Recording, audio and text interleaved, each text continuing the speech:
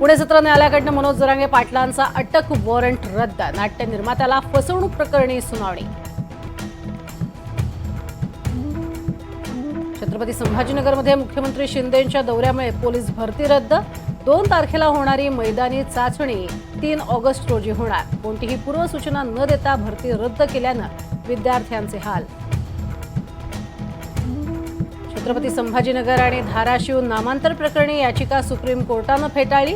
नामांतर प्रकरणी हस्तक्षेप करण्यास कोर्टाचा नकार।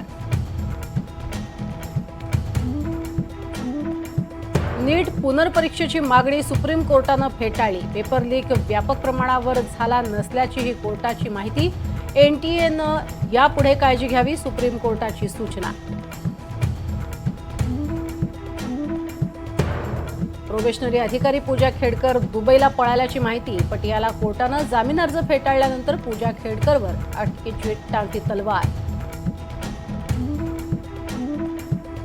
घरावर छापा टाकण्याच्या तयारीत ईडी असल्याचं राहुल गांधींचं ट्विट।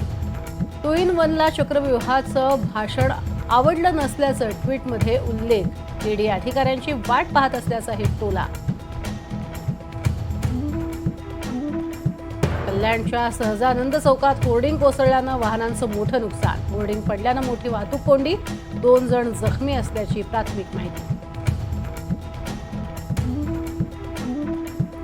शिवसेना राष्ट्रवादी काँग्रेस आमदार अपात्रता प्रकरणी 6 ऑगस्टला सुनावणी। सुप्रीम कोर्टात एकाच दिवशी सुनावणी होणार। एका पाठोपाठ एक प्रकरणं ऐकली जाणार। वेषांतर करून मी कधीही दिल्लीला गेलो नाही। आरोप सिद्ध झाल्यास मी राजकारण सोडेन, अन्यथा आरोप करणाऱ्यांनी राजकारण सोडावं। सुप्रिया सुळे आणि संजय राऊतांना उत्तर। मराठा समाजाचं मागासलेपण अपवादात्मक, यांच्याकडेही तुच्छतेनं पाहिलं जातं। राज्य मागासवर्ग आयोगाचं मुंबई हायकोर्टात प्रतिज्ञापत्र।